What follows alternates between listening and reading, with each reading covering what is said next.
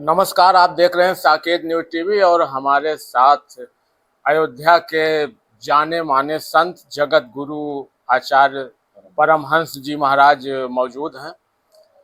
हम आपसे अभी कुछ ज्वलंत मुद्दों पर चर्चा करेंगे और हम ये भी जानेंगे कि इधर हम 1 हफ्ते 10 दिन से ये देख रहे हैं, आपका हृदय परिवर्तन अचानक कैसे हो गया है और आप जो है तमाम मुद्दों को हमने सुना है। क्या वजह है आपके हृदय परिवर्तन होने की? जय श्री राम, भारत माता की जय, वंदे मातरम, हर हर महादेव। मर्यादा पुरुषोत्तम भगवान श्री राम की पावन जन्मभूमि अयोध्या धाम से मैं तपस्वी छावनी पीठाधीश्वर जगत गुरु परमहंस आचार्य आपके चैनल के दर्शकों को सभी को जय श्री राम।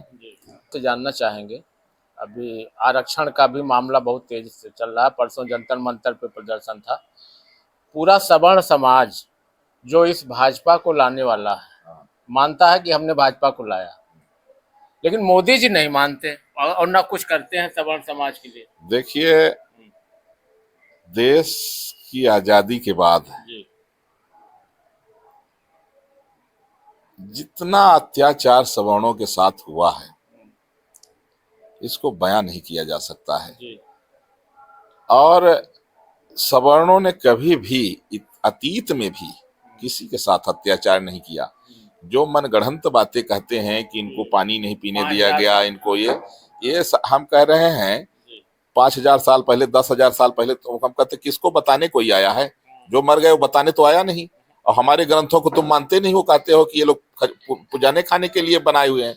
तो जब तुम हमारे ग्रंथों को ही नहीं मान रहे हो, कहते हो कि पुजाने खाने के बनाए हैं, तुम्हें ये बातें नहीं। हमने तो ये देखा है कि जब कोई भी त्योहार आता था तो उसमें जो बड़े लोग थे उनके यहाँ इतना भोजन बनता था कि भैया उनको भी बुलाओ, गरीब हैं उनको दो। वो हमारे यहाँ मिट्टी के बर्तन बनाते, उनके पूरे परिवार को भोजन व्यवस्था प्लस सबके लिए कपड़ा की व्यवस्था प्लस सबको दक्षिणा माने पैसा भी देना कि उनका भी कोई मेला आए तो भाई वो गरीब का बच्चा वो नहीं जाए। तो जिन सवर्णों का हृदय इतना विशाल और इतना दयालु, उन सवर्णों को तुम कोस रहे हो कि 5,000 साल पहले वो अन्याय किए हैं। अब तुमको पता कैसे लगा? हमारे ग्रंथों को तुम एक तरफ कहते हो कि मानते नहीं हो, जला रहे हो, और दूसरी बार दूसरे उसी ग्रंथों में जो है तू कहीं न कहीं त्रुटि ढूंढ रहे हो। देखिए है क्या चीज, सवर्णों को जितना आप सोचिए कि अगर एक राष्ट्रपति, प्रधानमंत्री, मुख्यमंत्री, जिलाधिकारी, कमिश्नर अगर ये दलित है, उनका बेटा स्कूल जा रहा है तो कम फीस लग रही है। अगर उनका बेटा 40% पाया है तो वो अधिकारी बन जा रहा है। और एक सवर्ण का बच्चा अगर ब्राह्मण है, क्षत्रिय है, बनिया है, लाला है, भूमिहार है, तो अगर वो रिक्शा चला के अपने बच्चे को पढ़ा रहा है तो ज्यादा फीस दे रहा है क्योंकि वो सवर्ण है। और अगर उसका बच्चा पढ़ करके 95-99% रिजल्ट लिया रहा है, इसके बाद भी उसको नौकरी क्यों नहीं मिल रही? क्योंकि वो सवर्ण है। आप ऐसे लोगों को नौकरी दे रहे हो रिजर्वेशन के कारण कि जो डॉक्टर बन रहा है तो लाखों लोगों की जान ले रहा है, कैंची पेट में छूट जा रही है क्योंकि वो पढ़ा ही नहीं। वो 40% पढ़ के कैसे जो है तो, और ऐसे इंजीनियर बना रहे हो कि जो हाईवे है चाहे दुनिया भर के जो बन रहे हैं टूट जा रहे हैं। इसका रीजन क्या है? ये आरक्षण जो है ऐसी कोड है देश के लिए कि अगर आरक्षण नहीं खत्म हुआ तो आने वाला जो समय होगा देश बहुत पीछे हो जाएगा। सवर्ण का हमने ये देखा है, यूजीसी आप ले आए, अभी तक तो आप जाति जाति को बांटते रहे अभी तक। हाँ, लेकिन आप बच्चों के भविष्य को भी जो है आपस में डिवाइड करने के लिए आप SC ST OBC को जो है एक तरफ करके अब विलन साबित कर दिए सवर्ण को कि सवर्ण के बच्चे विलन हैं। अगर कोई बच्चा पढ़ने में बहुत तेज है, बहुत अच्छी मेहनत कर रहा है सवर्ण का, तो उसके लिए झूठा आरोप अगर कोई लगा दिया तो उसका जीवन करियर खत्म। शिक्षा के मंदिर में इन्होंने बंटवारा कर दिया। शिक्षा के किसी ने मांगा नहीं था। आपने जो किया यूजीसी को लेके, मोदी जी ने इतना जघन्य अपराध, इतना घोर पाप, इतना बड़ा अन्याय प्रधानमंत्री नरेंद्र मोदी जी ने किया कि जितनी इनकी अच्छाइयां थी सारी अच्छाइयां इसमें दब गई हैं। 29 में नरेंद्र मोदी फिर आ सकते हैं इस तरीके की नाराजगी के के बाद अगर सवर्ण को ये लोग मना ले गए, सवर्ण को अगर मनाने में किसी भी तरह से मना ले गए, तो फिर आप समझ लीजिए कि इनके विजय का रथ कोई रोक नहीं पाएगा। लेकिन अगर सवर्ण को नहीं मना पाए तो न 27 में आएंगे, न 29 में आएंगे, और एक बार चले जाएंगे तो फिर भूल जाएंगे, फिर जनता कभी नहीं आएगी। महाराज जी, जब से मोदी जी प्रधानमंत्री हुए हैं और तब से स्पेशल सवर्ण के समाज के लिए इन्होंने कुछ किया नहीं है, केवल एक लॉलीपॉप दिया है, क्या कहेंगे? देखिए, स्थिति ये है कि भाई रिजर्वेशन तो किसी की औकात नहीं जो खत्म कर दे। क्यों?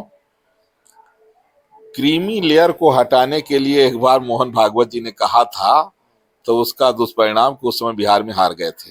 वो पहले की बात पर नहीं, इस चुनाव के पहले की बात, कि भाई आरक्षण में जो है, जो दलित हैं, जो डॉक्टर, इंजीनियर, कलेक्टर और बहुत बड़े पद पर चले गए, सांसद विधायक हो गए, तो उनको छोड़ दिया जाए। उनको जो है आरक्षण का, रिजर्वेशन का लाभ से उनको ऊपर हटाइए।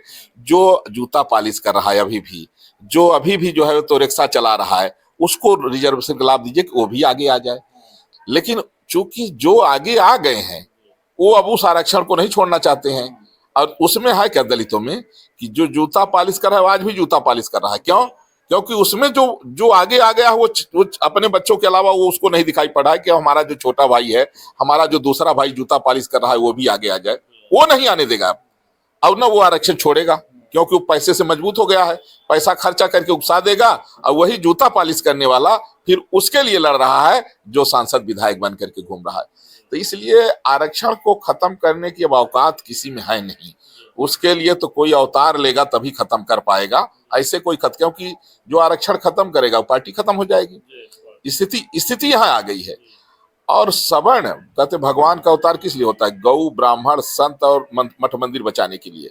आज देखे गौ की स्थिति क्या है, गाय की रोज जो है तो 200-400 गायें जो है रोड में एक्सीडेंट से मर रही हैं, खाने बिना मर रही हैं। ब्राह्मणों की स्थिति ऐसी होगी, सवर्णों की, ब्राह्मण नहीं, ब्राह्मण, क्षत्रिय, लाला, बनिया, भूमिहार जो सवर्ण है, सवर्णों की स्थिति ऐसी हो गई है कि आप क्या बताएं उनके जो है कैसे जी रहे हैं। वो कैसे जी रहे हैं? रोज विष पीते हैं, रोज जो है अपमान का विष पी के जी रहे हैं। और ये इस स्थिति में जिस तरह से भारतीय जनता पार्टी के लिए जो सवर्ण दिन रात हर हर मोदी, घर घर मोदी करता रहा, आज वो अपने को ठगा महसूस कर रहा है। उसको ये लग रहा है कि जिस प्रधानमंत्री को हमने भगवान से ऊपर दर्जा दिया, वही प्रधानमंत्री हमारे बच्चों के भविष्य का कातिल निकल गया। मोदी जी के अंदर ऐसा नहीं कि काम नहीं किए। मोदी जी ने आर्टिकल 370 हटाया, राम मंदिर बनवाया, भले कोर्ट से आदेश आया, बहुत सारा काम किया आपने। लेकिन इन सारे कामों को करने के बाद भी आपने जो यूजीसी, भले वो पास नहीं हुआ, लेकिन यूजीसी जो आप ले आए, आपने चाहे जो भी जिसके उस सलाह से ले आया, आपने अपने पैर पर वो खंजर भोंक लिया है। ये अगर सवर्ण आप, हाँ मैं आज भी देख रहा हूं इन सवर्णों के बलिदान को देख के मैं नमन करता हूं कि आज भी सवर्ण भाई आधा तो नाराज है, लेकिन आधा सवर्ण जो है वो कहता है चाहे हमारा बच्चा न पढ़े, कहता है चाहे हम भीख मांगे। राष्ट्र बहुत ज्यादा उनके अंदर राष्ट्र प्रेम है, वो मोदी के इन कार्यों को इग्नोर कर रहे हैं। और राष्ट्र के प्रति प्रेम को दिखाते हुए वो मोदी के साथ, बस माने आज भी सवर्ण इतने बड़े यूजीसी के समझिए कि उसको अपमान को झेल करके फिर भी सवर्ण चाहता है कि भाजपा की सरकार रहे। लेकिन आधे लोगों को ये हो गया है कि जब तुम हमारे बच्चों के भविष्य को नहीं समझ पाए, अगर हमारे बच्चों को तुमने विलन साबित कर दिया, अगर तुमने हमारे बच्चों के ही भविष्य को तुम काटना चाहते हो, हत्या करना चाहते हो, तो फिर अब हम बटकमल का बटन नहीं दबाएंगे। इस तरह से आधे सवर्णों ने तो संकल्प ले लिया है, कसम खा लिया है। और मैं 100% कह रहा हूं, गलत फहमी निकाल देना। सवर्ण जिधर जाएगा सत्ता उधर जाएगी, सवर्ण जिधर जाएगा सरकार उसी की बनेगी, सवर्ण जिधर जाएगा मुकुट उसी को सजेगा, सवर्ण जिधर जाएगा कुर्सी उसी को मिलेगी। अगर गलत फहमी किसी को है तो निकाल देना गलत फहमी, क्योंकि मुसलमान को चाहे 3 तलाक का कितना भी ड्रामा कर लें, चाहे जितना कुछ लुटा दें, मुसलमान भाजपा को वोट न कभी दिया है न कभी देगा। वो मोदी जी को राखी भले जा करके बांध दें मुस्लिम महिलाएं, लेकिन बटन जब दबेगी तो कमल की बटन नहीं दबेगी। ये भाजपा के नेताओं को समझ में आए या हारने के बाद समझ में आए, भाजपा का वजूद सवर्णों से था, सवर्णों से है, और अगर सवर्ण खुश रहेगा तो भाजपा का वजूद बचेगा, नहीं तो भाजपा रसातल में चली जाएगी। भाजपा अभी नहीं, केवल मैं 27 की या 29 की बात नहीं कर रहा हूं, नाम निशान मिट जाएगा, खत्म हो जाएगी। इसलिए मैं आज भी कह रहा हूं, हे देश के प्रधानमंत्री नरेंद्र मोदी जी, भगवान का अवतार गौ ब्राह्मण संत की रक्षा के लिए होता है। आप भगवान से क्षमा मांगिए और गौ ब्राह्मण संत के सम्मान में पूरी ताकत झोंक दीजिए और सवर्ण को मना लीजिए। आप कुछ ऐसा कानून बनाइए, आप उस पर तो देखिए, ये अब जो ये कचरा फैला दिए उसको तो समेट सकते नहीं, अलग से आप कुछ कर लीजिए। अलग से आप ये कर दीजिए कि 80% से ज्यादा जिस विद्यार्थी का नंबर रहेगा वही IAS IPS बनेगा, ये कर दीजिए। मैं ये सुझाव दे रहा हूं कि जो आपने रायता फैला दिया है ये आप भी नहीं वापस कर सकते, लेकिन ये एक नियम आप कानून बना दीजिए कि भाई रिजर्वेशन सब कुछ है, लेकिन कट ऑफ बनाइए कि 80% के ऊपर जो है पहले उन बच्चों को जगह मिलेगी, इसके बाद जगह बचेगी तब रिजर्वेशन लागू होगा।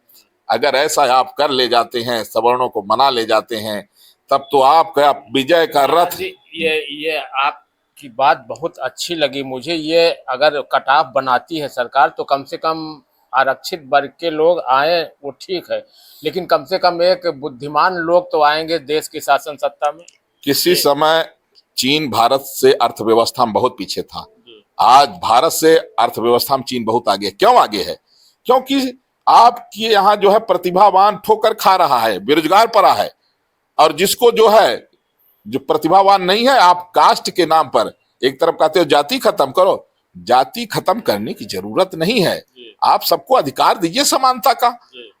आप एक देश से कानून ले आइए ना, आप पॉपुलेशन कंट्रोल लाइए ना, आपको जो करना चाहिए देश हित में करिए। आप केवल जाति को देख करके अगर नफरत का एक तरफ कहेंगे कटेंगे बटेंगे तो कटेंगे, एक रहेंगे सेफ रहेंगे, दूसरी तरफ आप UGC को ले आकर के खड़ा कर दिए। एक देश एक चुनाव की बात करते थे मोदी जी, लेकिन एक देश एक कानून की बात नहीं। एक देश एक कानून, एक देश एक चुनाव लागू करिए। अगर आप देशभक्त हैं तो देश के लिए सोचिए। और ये मोदी जी ने जीवन में बहुत कुछ किया है। एक ही गलती की है UGC की, लेकिन UGC की गलती जानते हैं कैसी है? तुलना मैं बता दूं, जैसे गंगा जल रखा है और उसमें एक बूंद शराब डाल दे कोई, तो कोई भी उस गंगा जल को नहीं पिएगा, फिर उसको अशुद्ध हो गया, फेंकना पड़ेगा। मोदी जी के जीवन की अच्छाई गंगा जल के समान रही, लेकिन UGC जो है मदिरा के समान रहा। इसलिए मोदी जी की सारी अच्छाई आज जो है कोई सुनना नहीं चाहता है, कोई भी सवर्ण उस पर चर्चा नहीं करना चाहता है। और मोदी जी तो अपने मन की बात बहुत सुनाते हैं, आप लोग आ जाते हैं तो हम भी अपने मन की बात कह देते हैं। जो जनता के मन की बात, जनता के मन में क्या है वो मैं भी कह देता हूं, और ये आप लोगों की बात मोदी जी तक जाती है, मोदी जी तक जाती है और योगी जी तक जाती है। लोग सुनते हैं, इस पर विचार भी करते हैं। और मैंने कई बार कहा इन लोगों से, एक बार तो वो बिरला से मिले, हमने कहा अपने इन विधायकों को, सांसदों को, मंत्री लोगों से कहिए कि कार्यकर्ताओं के छोटे मोटे काम को प्राथमिकता दें, कार्यकर्ताओं का रिस्पेक्ट करें।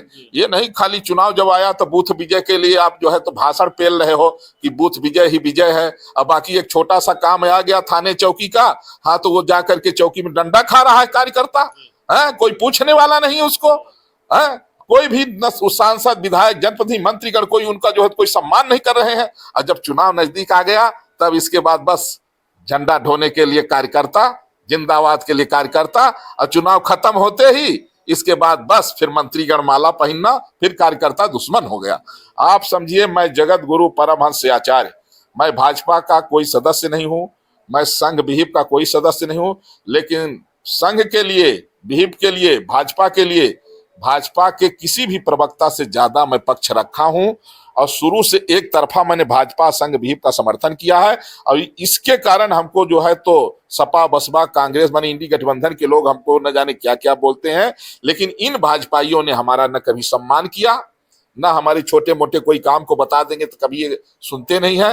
कोई भी बड़ा नेता आएगा तो दल बदलुओं को तो अपने बगल में बैठा लेंगे। हम लोग निष्ठावान लोग हैं, इनको जिनको हम लोग को अंधभक्त कहा जाता है। हम लोगों को ये नहीं कि हमारे भाई प्रधानमंत्री यहाँ आ रहे हैं, अगर राष्ट्रपति यहाँ आ रहे हैं, मुख्यमंत्री आ रहे हैं, तो उनके बगल में सबसे पहले जगत गुरु परमहंस आचार्य की कुर्सी लगनी चाहिए। मैंने राम मंदिर का सबसे निर्णायक आंदोलन हमने किया, दुनिया जानती है। अयोध्या से अंडमान समुद्र हटवाने के लिए मैंने पूर्व राष्ट्रपति श्री रामनाथ कोविंद जी से हमने जो है तो निवेदन किया, उन्होंने आदेश किया था। हिंदू राष्ट्र की आज जो भी आप चर्चा सुन रहे हैं, इसका शुरुआत जगत गुरु परमहंस आचार्य की है। मेरे से पहले कोई आंदोलन का शुरुआत किया था? आज भी लोग कहते हैं कि बाबा जल समाधि नहीं लिया है। हमने जो है तो इसका 29 दिन तक बैठे रहे, जब किसी के दिमाग में नहीं था ये।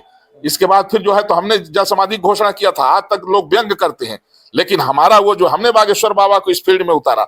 और आज स्थिति यह है कि हिंदू राष्ट्र पर किसी को बताना नहीं पड़ता।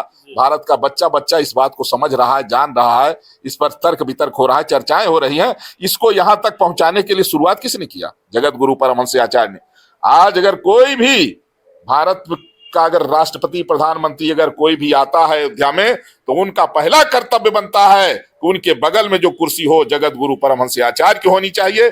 लेकिन इन लोगों की स्थिति है कि बगल की कुर्सी की बात छोड़िए, बताए तक नहीं। खाली जो है ना, चुनाव जब आएगा तब फिर ये जो है सबके हाथ जोड़ के माला लेकर के हाँ कि हाँ थोड़ा ध्यान रखना है। इसलिए आपके चैनल के माध्यम से मैं सभी माननीय सांसद, विधायकों को, जनप्रतिनिधियों को, मंत्रीगण को यही कहूंगा कि अपने को सुधार लोगे तो लाभ में रहोगे, और अगर ये बेलगाम रहोगे तो इतने बुरी तरह से जाओगे, अब पार्टी को ले डूबोगे। खुद तो जाओगे ही, पार्टी को ले डूबोगे। जी महाराज जी, बहुत बहुत धन्यवाद। तो मित्रों, देख रहे हैं परमहंस जी ने अपने विचार रखे और अपनी तकलीफों को भी आपने बयां किया। आपको व्यक्तिगत जो तकलीफ हुई भाजपा सरकार से और भाजपा से, उसको भी इस वीडियो में बताया है। तो देखिएगा इस वीडियो को, और अच्छी लगे तो शेयर करके कमेंट भी करिएगा। मिलेंगे नेक्स्ट वीडियो में नई जानकारी के साथ। धन्यवाद।